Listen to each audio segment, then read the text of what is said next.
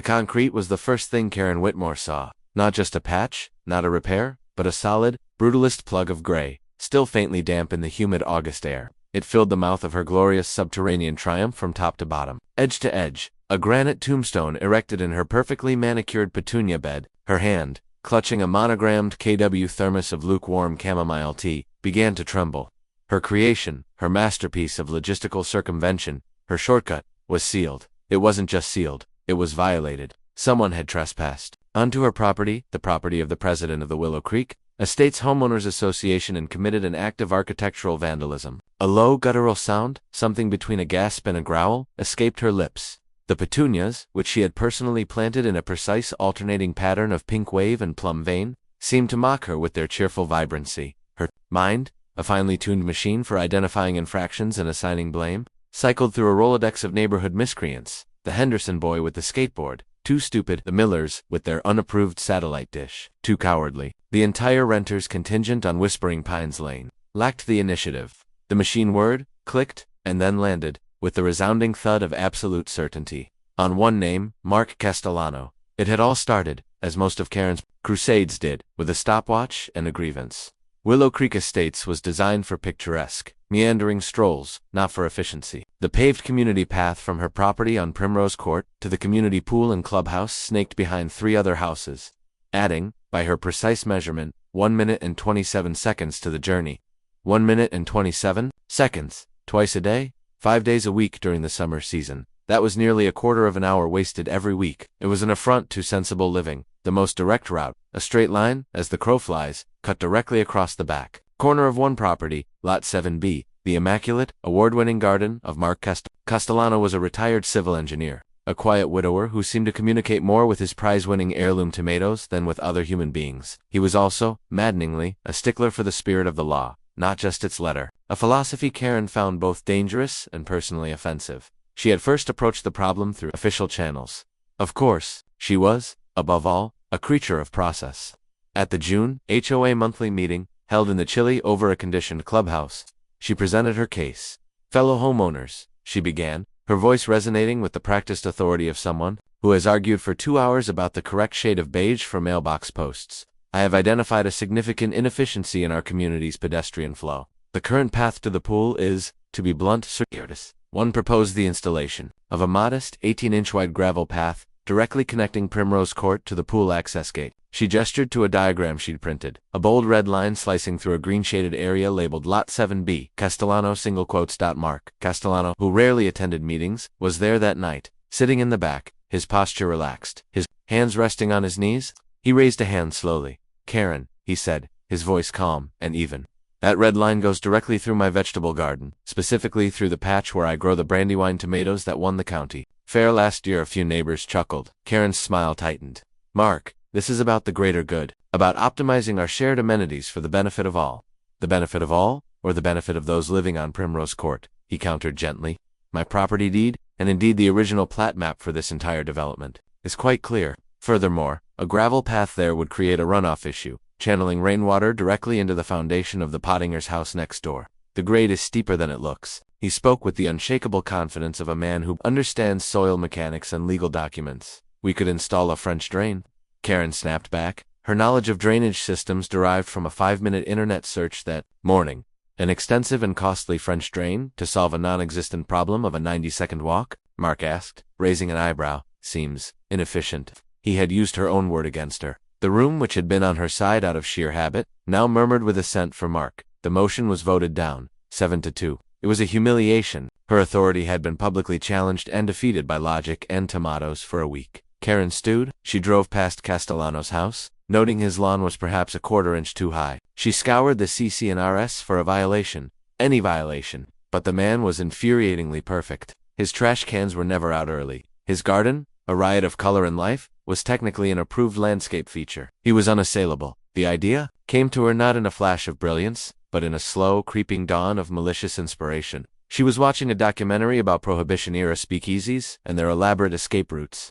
The narrator spoke of secret tunnels.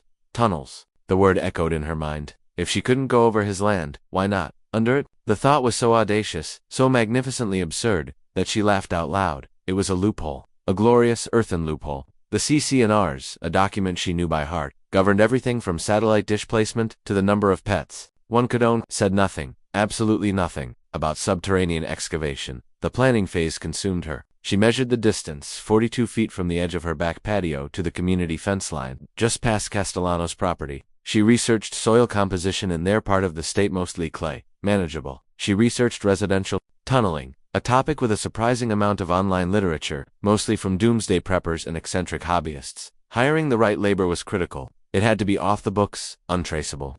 She drove to a home improvement store in a neighboring town and found two wiry, sun-beaten men looking for work. She told them her name was Brenda and that she needed a large root cellar dug beneath her patio. A cellar, one of them, named Hector, asked, his brow furrowed. It's very long, very narrow for a cellar. It's a European design? Karen improvised, her voice a little too high. For storing specific vintages of wine, end to end. Requires a very particular geometry. They shrugged, the promise of cash overriding any architectural curiosity. For 2 weeks they toiled. The project was cloaked in secrecy. Karen had a large privacy screen erected around her back patio. Citing a patio resurfacing project on the official HOA work request form she submitted to herself. The excavated dirt was the biggest challenge. Bucket by bucket, it was hauled into her garage, which was thankfully oversized. Every night, under the cover of darkness, her timid husband, Richard Wucret, would help her load the bags of soil into their SUV. He would then drive to a distant construction site and dump them, his face a mask of anxious misery. Are you sure about this, Karen? He'd whispered one night, his back aching. What if we get caught? Caught doing what, Richard? She'd replied, wiping a smear of mud from her cheek. Improving our access to community amenities. It's proactive, problem-solving its leadership. She oversaw the shoring up of the tunnel walls with pressure-treated lumber, just like a website had instructed. She felt a thrill she hadn't experienced in years. This was real power. Not the petty tyranny of finding someone for a discolored shingle, but the power of bending the very earth to her will. She was a pioneer, a suburban visionary.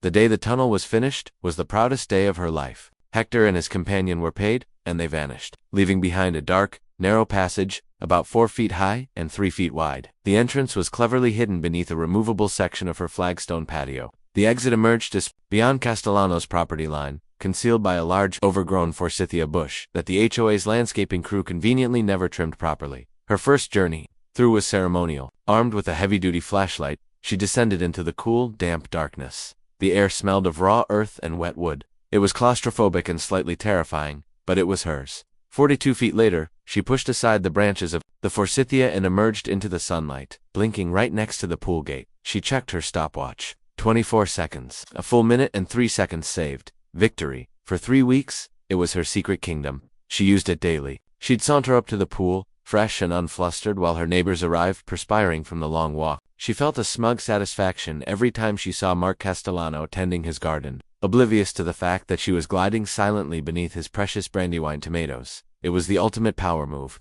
He had won the public battle, but she had won the secret war. And now, this concrete desecration. Her rage, cold and hard at first, was now boiling over. She marched around the side of her house, her sensible walking shoes crunching on the pristine gravel path. She didn't knock on Mark Castellano's front door. That was 4 equals. She strode directly down his driveway and around to the back of his house, ready to confront the devil in his own Eden. Here is part 2 of the story. Part 2. The bureaucracy of Retrobushanda. Sign was worse than she could have possibly imagined. It wasn't a simple keep-out. It was a masterpiece of bureaucratic condemnation, a monument to her failure, rendered in weatherproof aluminum and bolted to a thick steel post that had been brutally hammered into the community's manicured turf. The ground around it was scarred, a fresh wound in the otherwise perfect lawn. It was bright orange, the color of traffic cones and biohazards, and it screamed for attention. At the top, the official seal of Oakley County was embossed, looking regal and severe. The text, in a stark, black, no-nonsense font, was a public indictment. Official Notice of Public Hazard Abatement Persian to Oakley County Code Section 113.8, Unauthorized Excavation and Unsound Structures. The subterranean passage originating at this location has been deemed a significant and imminent collapse risk. This hazard has been permanently remediated and sealed by order of the County Department of Safety and Planning. All costs associated with the geotechnical survey, labor, and materials for remediation, totaling $14,832.57, have been levied as a priority lien against the responsible property. Lot 1 2A 14 Primrose Court. Further inquiries may be directed to the county clerk. Fines and civil penalties may be pending. Karen read it once, then twice, then a third time. Each word was a physical blow. Imminent collapse, risk, priority, lien, fines and civil penalties may be pending, and the number $14,832.57. The specificity of the 57 cents was somehow the most insulting part. It was the price of her hubris, calculated down to the last penny. A lien meant they couldn't sell their house, couldn't refinance, couldn't do anything until that crushing sum was paid. Her secret tunnel was now a public debt. Oh my goodness, Karen, is that real? The voice, sickly sweet with feigned concern, belonged to Brenda from down the street. Brenda, whose 3 small ceramic lawn gnomes Karen had forced her to remove just last spring, citing a violation of Article 4, Section 2, Prohibition of Non-Architectural Lawn Ornaments. Brenda was holding a poodle on a rhinestone leash, and both of them were staring at the sign with wide, fascinated eyes. It's an administrative error, Brenda, Karen said, her voice tight and brittle. The county has been terribly misinformed. A $14,000 error. Goodness. Brenda clucked, her eyes gleaming with unconcealed delight. And a lien? I had a cousin who had a lien on his boat. It was just a nightmare too. Clear up. And a collapse risk. Heavens. To think we were all walking right over that. My little pixie could have been swallowed by the earth. The poodle yipped, as if on cue. Karen felt a hot flush of shame creep up her neck. The entire community would see this. They would stand here, right where she was standing, and read the story of her grand folly. Mark Castellano hadn't just sealed her tunnel, he had erected a museum exhibit detailing her humiliation. If you'll excuse me, Karen muttered, turning on her heel and beginning the long walk home. She could feel Brenda's eyes on her back, no doubt already composing a text message to the neighborhood gossip chain. The 1-minute-and-20-7-second walk felt like an eternity. Every window she passed felt like an eye, watching her. Every chirping bird sounded like it was laughing. When she finally reached her own front door, she fumbled with the keys, her hands shaking. She pushed the door open and stepped into the cool, silent foyer of her home.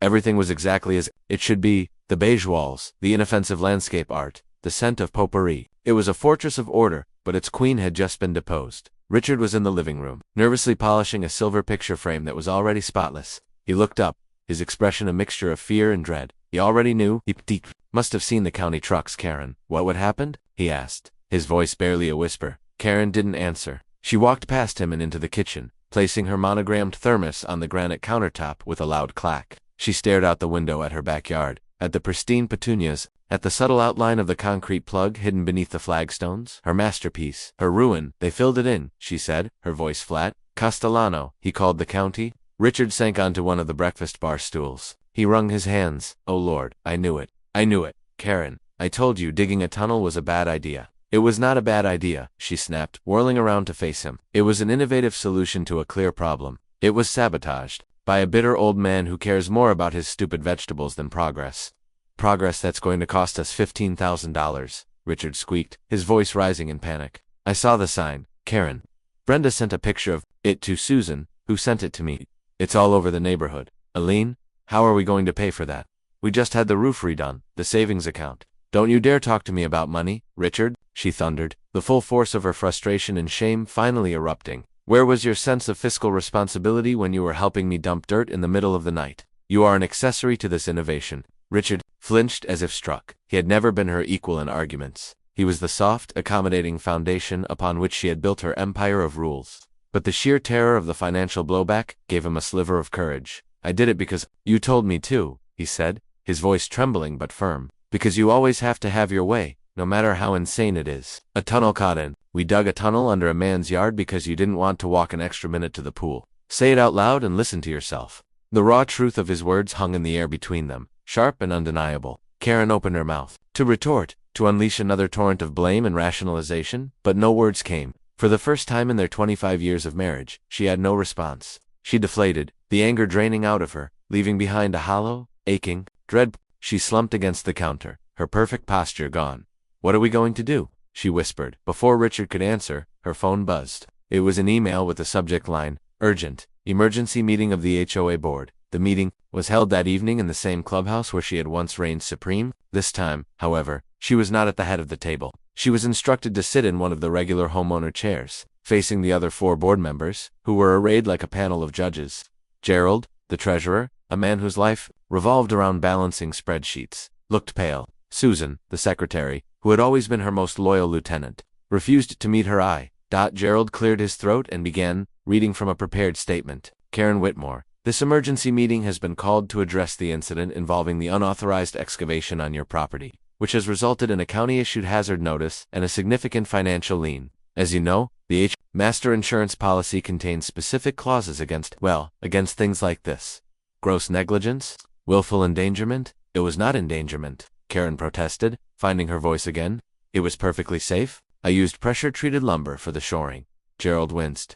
Karen, you dug a hole under someone else's property. The board has been advised by legal counsel that your actions have exposed this entire association to catastrophic liability. If that tunnel had collapsed, every single homeowner in Willow Creek could have been named in the resulting lawsuit. Mr. Castellano could sue us. The county is already considering fining us. We are in a state of crisis. This is a personal matter between myself and Mr. Castellano, she argued desperately. It has nothing to do with the HOA. Susan finally looked at her, her expression cold. You used your position as president to approve your own privacy screen for the construction, citing a patio resurfacing project. You used knowledge gained as president about the landscaping crew's blind spots. You did this as the president, Karen. You made us all complicit. The betrayal from Susan stung more than anything else. This was a mutiny. Gerald slid a single piece of paper across the table. The board has held a preliminary vote, pursuant to Article 9 of the bylaws, regarding the removal of a board member for actions detrimental to the community. The vote was unanimous. This is a formal motion to remove you as president and as a member of the board of directors of the Willow Creek Estates Homeowners Association, effective immediately. Karen stared at the paper. It was a simple motion, typed in Times New Roman. It was the end of her world.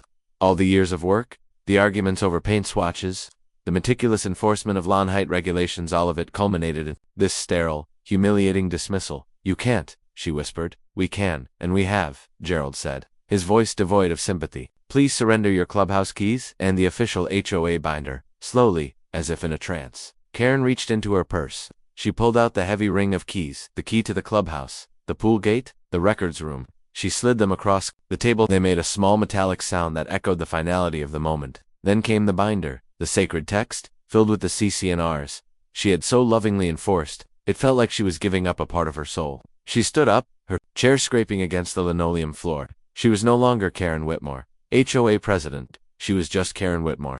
The decision to attack Mark Castellano's garden was not made in a fit of rage. It was a cold, calculated act of war. Karen, stripped of her presidential authority, now operated as an insurgency of one. Her mahogany desk was her command post. The CC&R binder, her strategic manual, and the United States Postal Service, her delivery system for the first ordinance. She spent an entire morning drafting the letter. It was a work of art, a perfect blend of feigned neighborly concern and cutthroat legalism. She addressed it to Gerald, the new, unwilling HOA president, and sent certified copies to the other 3 board members and the property management company that held their master account. There would be no plausible deniability. Dear Mr. Henderson and esteemed members of the board, I hope this letter finds you well. In the interest of maintaining the equitable and fair application of our community's governing documents, a principle I know we all hold dear, I wish to bring a potential discrepancy to your attention. It has come to my notice that the property at Lot 7B11 Primrose Court, owned by Mr. Mark Castellano, appears to utilize a multi-zone automated irrigation system to water a substantial vegetable garden. As per my reading of the Willow Creek Estates, Covenants, Conditions, and Restrictions, Article 3, Section 7, Clause C clearly states, specialized irrigation for agricultural or horticultural cultivation, such as vegetable gardens, exceeding 50 square feet, requires the installation of a separate, privately metered water line, My visual estimation places the garden in question at well over 400 square feet. Can the board please confirm if a privately metered water line has been installed for this purpose? If not, this would constitute a significant, ongoing violation, and an inequitable use of our shared community water resources. I trust the board will investigate this matter with the diligence it deserves. Thank you for your service to our community. Sincerely, Karen Whitmore, a concerned homeowner, Lot 1-2 Ash, sealed the envelope with a thin, satisfied smile. It was perfect. She wasn't an angry ex-president seeking revenge. She was a concerned homeowner. She was using their own language, their own system, against them. She drove to the post office and paid extra for the return receipts. The paper trail was now ironclad. The fallout was immediate. 2 days later, she saw Gerald and Susan walking gingerly up Mark Castellano's driveway. Karen watched from her living room window, peering through the blinds like a sniper. She couldn't hear their conversation, but she could read the body language. Gerald's apologetic posture, his hands fluttering nervously. Susan's stiff formality. Mark, in contrast, was the picture of calm. He listened patiently, occasionally gesturing to his garden, his expression never changing. After 15 minutes, The board members retreated, looking deeply uncomfortable. Karen felt a surge of triumph. She had forced them to act. She had turned them into her unwilling soldiers and sent them into enemy territory, but her victory felt hollow in the quiet of her home. The $14,832.57 lien was a constant, oppressive presence. Richard had taken to spending almost all his free time in his basement workshop, emerging only for meals. The air between them was thick with unspoken resentment and the lingering ghost of the tunnel. He was building an elaborate birdhouse, a project that seemed to absorb all his focus. Its intricate gables and tiny shingles, a world away from her bitter crusade. The financial strain was real. One afternoon at the grocery store, her hand hovered over her usual brand of imported olive oil. She saw the price and flinched, picturing the lien. With a sigh of frustration, she grabbed the cheaper store brand instead. As she pushed her cart down the aisle, she saw two of her former board allies. They saw her, their eyes flickered with panic, and they abruptly steered their carts down the frozen foods section to avoid her. She was a pariah. This knowledge didn't sadden her. It hardened her. If she was to be an outcast, she would be a fearsome one. A week after her letter, the official HOA response arrived. It was a tersely worded notice informing her that the board had addressed the issue with Mr. Castellano, and he had been given 30 days to bring his property into full compliance with Article 3, Section 7, Clause C. 30 days. Karen circled the date on her calendar. The clock was ticking. She imagined Castellano's rage, the frantic calls to plumbers, the thousands of dollars it would cost to dig a trench and install a new water line. She envisioned his precious garden withering on the vine. The thought brought her a grim, satisfying warmth. For the first week, nothing happened. Mark continued to tend his garden as usual. Karen watched, growing impatient. Was he ignoring the warning? Was he calling her bluff? On the 8th day, however, a small truck delivered a load of cedar planks and bags of gravel to his driveway. The day after, 2 young landscapers arrived. Karen watched with glee. He was building a new, smaller garden. He was capitulating, but as the days wore on,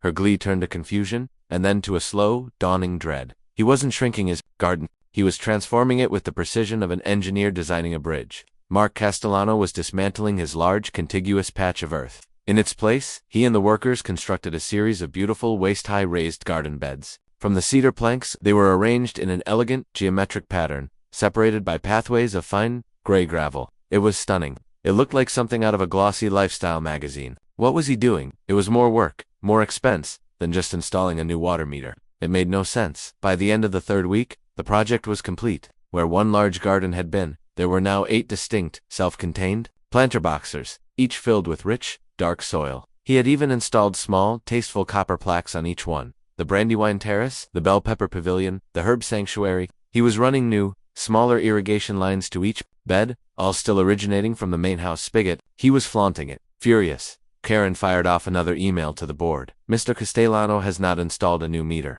He has simply rearranged his non-compliant garden. I demand a formal inspection to ensure the violation has been rectified, as per your notice. Gerald agreed, his reply sounding utterly weary. The inspection was scheduled for the following afternoon, at 2 o'clock sharp.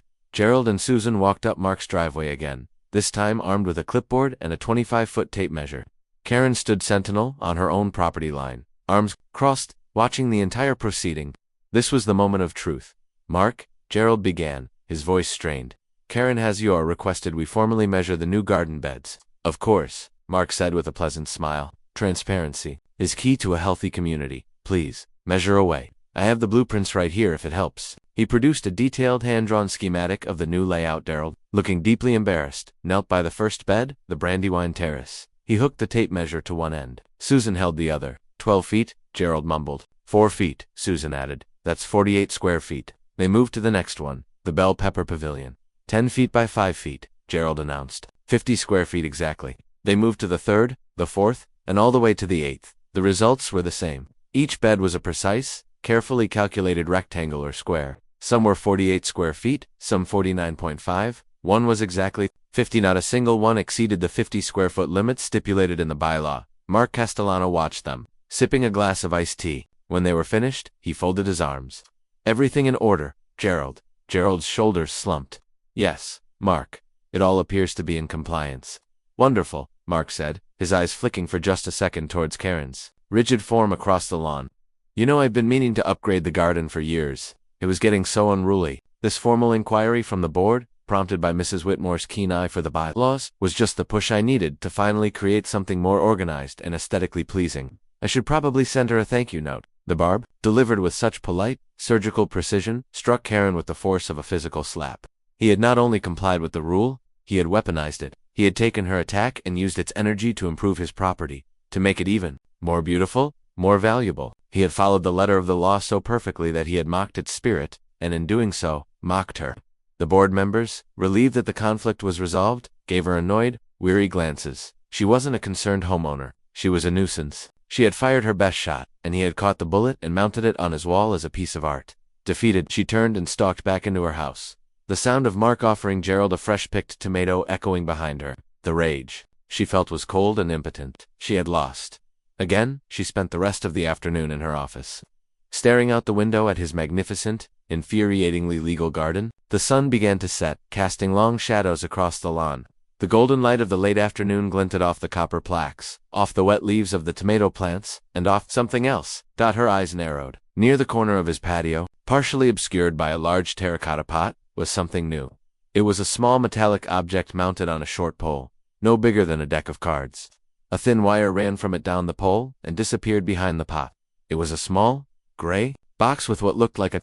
The small, gray box became the sun in Karen's solar system. Everything in her life began to orbit it. It was the first thing she looked for in the morning from her bedroom window, and the last thing she checked before drawing the blinds at night. Its tiny, inert presence was a constant, silent accusation. It was an enigma, and Karen's mind, unable to categorize it within the familiar frameworks of HOA violations, filled the vacuum with a thick fog of paranoia. Her first step was reconnaissance. She retrieved the expensive bird-watching binoculars Richard had given her for their 20th anniversary, in which she had never used. Huddled in the bay window of her office, she spent hours studying the device. It was maddeningly featureless, a sealed plastic casing, the short black antenna, and the wire that snaked away. It had no branding, no model number, nothing that would give away its secrets to a Google search. Her internet history became a testament to a mind spiraling. It began with sensible queries: small outdoor electronic sensor, garden monitoring equipment, Wi-Fi, range extender antenna. The results were generic, inconclusive. Soon, the searches grew more specific, more fearful. Directional microwave transmitter, ultrasonic listening device. How to detect surveillance on my property. She fell down rabbit holes of ex-intelligence officers on YouTube and forums dedicated to targeted individuals. The world, it seemed, was filled with unseen waves and hidden signals, and she was convinced Mark Castellano was now beaming them directly into her home. House no longer felt like her sanctuary. It felt like a fishbowl. She started speaking in softer tones, convinced the gray box was a sophisticated microphone. When discussing finances with Richard, she'd pull him into the laundry room, the farthest point from Castellano's property, and whisper about the lien. For God's sake, Karen, it's a sprinkler controller, or something, Richard said one evening, his patience worn thin. He had been trying to watch a historical documentary, but she kept shushing him every time the volume rose above a murmur. Don't be naive. Richard, she hissed, pulling the living room curtains shut with a sharp tug. He's an engineer. He could have built anything. He's monitoring us, waiting for us to make a mistake. The mistake was the tunnel. Richard finally snapped, standing up. The sudden outbursts shocked them both. The mistake was harassing a man until he had to take out a restraining order made of concrete. He's not monitoring us. He's ignoring us. You're letting him live in your head, Karen, and frankly, it's getting crowded in there. His words, meant to be a splash of cold water, acted as fuel on the fire of her conspiracy. Of course, Richard didn't understand. He couldn't see the intricate patterns she could. He couldn't see the genius of Castellano's long game. The final straw was the arrival of the official bill from Oakley County. It came in a stiff, intimidating envelope. Seeing the figure $14,83, 257 in stark print on an official invoice was somehow worse than seeing it on the sign. It was real. It was due. And they didn't have the liquid cash to cover it without liquidating a portion of Richard's retirement savings. Staring at the bill, Karen made a decision. She could no longer be a passive target of this electronic warfare. She had to fight back. She had to gather her own intelligence. That evening, after Richard had retreated to his workshop, she sat at her desk, the glow of the monitor illuminating her determined face. She wasn't searching for what the device was anymore. She was shopping for her own. A week and $400 charged to a credit card she prayed Richard wouldn't check later. Her counter-surveillance package arrived. It wasn't just a camera. That was for amateurs. She had purchased a high-powered directional microphone, shaped like a small satellite dish, and a handheld thermal imaging camera, advertised for finding heat leaks in homes. In her mind, she was an operative equipping herself for a critical mission. The first night she deployed her new assets felt like a scene from a spy movie. After waiting for all the lights in the neighborhood to go out, she crept into her dark office. set up the microphone on a tripod pointing directly at Mark's house, and put on the headphones. The world came alive with sound. The hum of his air conditioner, the distant bark of a dog, the rustle of leaves in the breeze. She listened for hours, her ears straining, her body tense. She heard the faint sound of a television, the dialogue from an old black-and-white movie. Then, she heard his voice. He was on the phone, double quotes, no, the soil acidity is just right. He was saying, the brandywines are thriving, but the Roma tomatoes need a bit more magnesium. Yes, I'll pick up some Epsom salts tomorrow. Karen scribbled it down. Epsom salts. Magnesium. Was it code? He continued, and I made good progress on the Primrose Project today. Sorted through the entire 1950s collection. Some fascinating photos of the old town square. I'll have them digitized by Friday. Karen's heart leaped into her throat. The Primrose Project. Her street was Primrose Court. This was it. This was the proof. It was a project, and it was named after her street. Her hands trembled as she wrote it down in her notebook, underlining it 3 times. Next, she powered on the thermal camera. The world outside her window dissolved into a psychedelic landscape of shifting colors. The trees were cool blue, the asphalt was a warm orange. She scanned Mark's house. She could see a bright yellow-orange blob on a windowsill, his cat. Sleeping in a patch of moonlight, she saw the hot signature of the compressor unit for his air conditioner. And then she saw him, a humanoid shape of red and yellow, moving around his living room. He wasn't doing anything sinister. He appeared to be tidying up, picking up a book, fluffing a cushion. But Karen's mind, primed for conspiracy, saw only damning evidence. He was pacing, planning. The Primrose Project was imminent. The Epsom salts were for some kind of chemical agent. She had everything she needed. The next day, she didn't bother with letters or bylaws. The time for subtlety was over. This was a direct threat that required a direct response. She felt a surge of adrenaline, of righteous purpose. She was going to expose him, once and for all. She marched across her lawn and down his driveway, not stopping until she reached the side of his house, where the garage door was open. Mark was inside, standing over a workbench, a soldering iron in his hand and a pair of magnifying glasses perched on his forehead. The bench was covered in wires, circuit boards, and electronic components. He was clearly in the middle of a delicate operation. Castellano, she barked, her voice echoing in the garage. He jumped, startled, and looked up. He carefully placed the hot soldering iron in its stand before turning to face her, his expression one of pure bewilderment. Karen, he said slowly, I'd ask you to respect my property line, but I suspect we're past that. I know what you're doing, she said, her voice trembling with righteous fury. She pointed a shaking finger toward the front of his house. I know about your listening device. I know about your little antenna. And I know about the Primrose Project. It's over. Whatever you're planning for my street, for my house, I'm putting a stop to it right now. Mark stared at her. The anger and confusion on his face slowly melted away, replaced by something else. A look of profound, weary pity. He sighed, a deep, tired sound, and took off his magnifying glasses. Karen, he said, his voice gentle, as if speaking to a frightened child. Are you referring to my ultrasonic pest deterrent? Your what? She stammered, the momentum of her attack faltering. My ultrasonic pest deterrent, he repeated, gesturing with his thumb toward the front yard. The squirrels were decimating my zucchini plants. I built a device that emits a high-frequency sound around 40 kilohertz that mammals find irritating but is silent to humans. The directional antenna is to focus the sound waves specifically on my garden beds so it doesn't bother the neighbors or their pets. That's what I was working on just now, an improved power circuit for it. He picked up a small breadboard covered in components. See, it's a very simple design. Karen's mind refused to process it. A pest deterrent to fight squirrels? It was too simple, too mundane. It couldn't be right. But the Primrose Project, she whispered, her accusation now sounding like a desperate plea. Mark's brow furrowed for a second, then his eyes widened in comprehension. Oh, my volunteer work. I'm helping the Oakley Public Library digitize their historical photo archive. One of the biggest collections they have is from the Old Primrose Historical Society. It's a fascinating project. Shows the whole history of the area. He looked at her, truly looked at her, and saw the wild paranoia in her eyes. The collapse of her carefully constructed reality. He saw the sleepless nights and the frantic energy.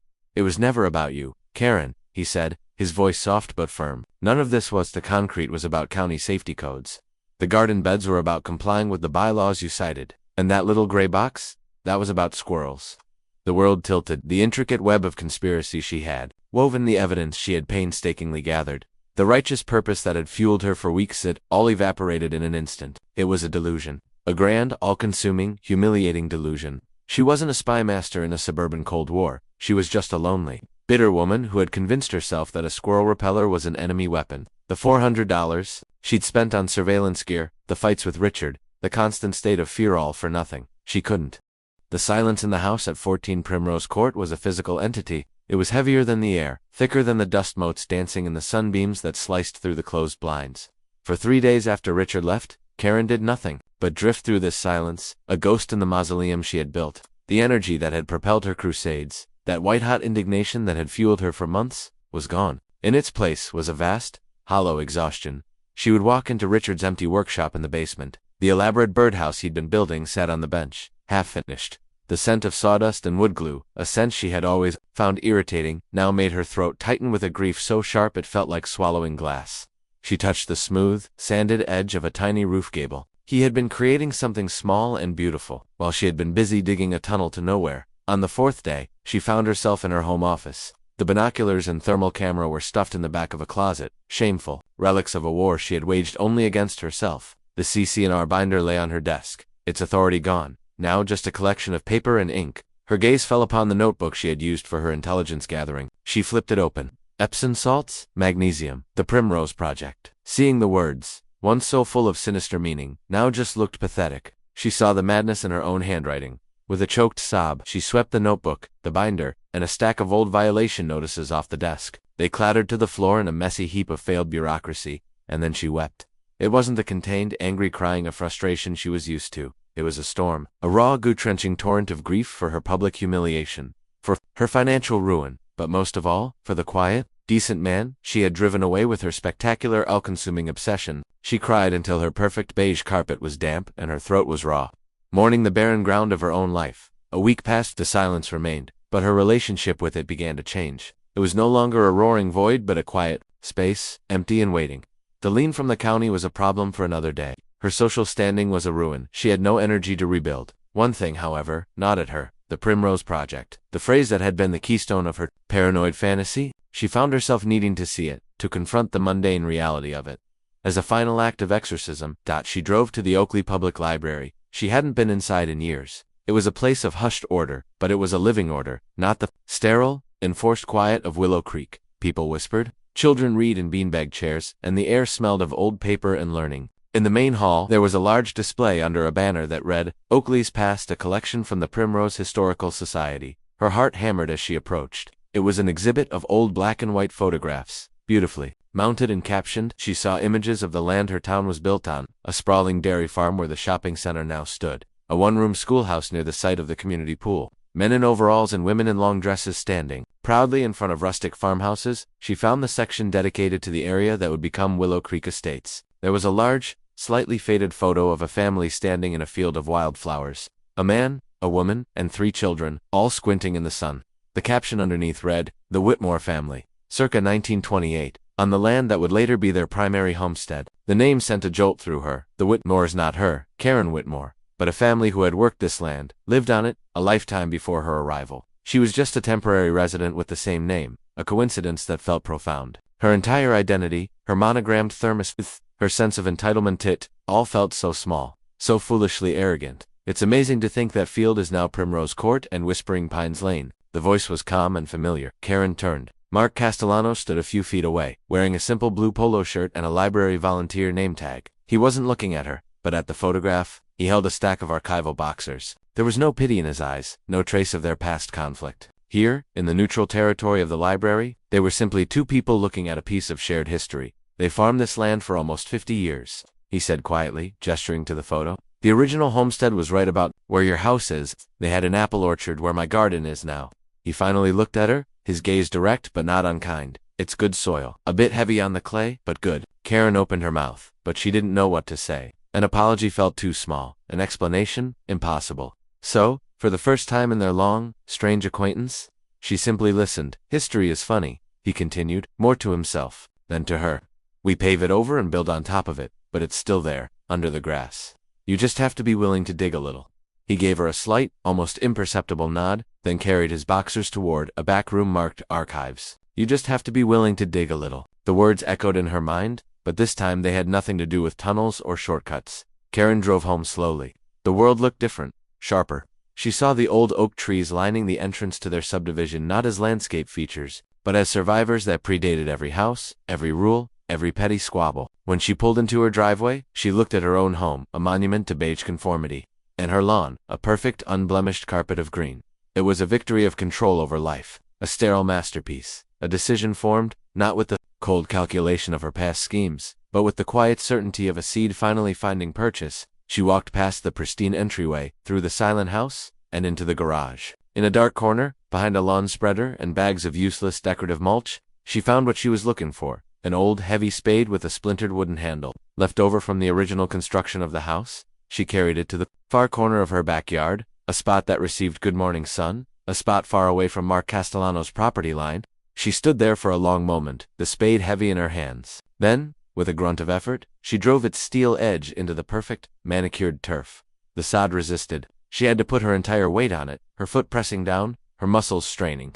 With a final tearing sound, the earth gave way. She turned over the first clump of grass, revealing the dark, rich, clay-heavy soil beneath. The soil the Whitmore family had farmed, the soil that had been waiting, dormant, under her perfect lawn. It was hard, clumsy work. She was sweating within minutes, her sensible loafers sinking into the soft ground. But with every patch of sod she overturned, she felt something breaking free inside her. She was not enforcing a rule or exploiting a loophole. She was not creating a shortcut or waging a war. She was making a space for something to grow. She worked until a small, messy patch of about 10 by 10 feet was cleared, a ragged brown square in the sea of green. Her hands were blistered, her beige trousers were stained with dirt, and her face was streaked with mud and sweat. She knelt down, grabbing a handful of the cool, damp earth. It smelled of life and time and possibility. As the sun began to dip lower, casting a golden glow over the neighborhood, she was still there, on her knees, simply looking at the broken ground across the expanse of lawns that separated their properties. Mark Castellano came out to water his bell pepper pavilion. He saw her. He saw the shovel, the discarded chunks of sod, the dark patch of earth, and he saw Karen, the deposed queen of Willow Creek, kneeling in the dirt. He stopped what he was doing and simply watched for a long moment. His expression was unreadable. There was no smile of victory, no nod of approval. There was only a quiet, contemplative stillness. Then, as if reaching a silent conclusion, he turned back to his own garden, a man tending to his own small patch of the world. The war was over. The silence between their houses was no longer a tense ceasefire, but something new, something undefined. For Karen, kneeling in the ruins of her old life, the future was a terrifying, uncertain void. But for the first time in a long time, it was also an open field, waiting to be planted.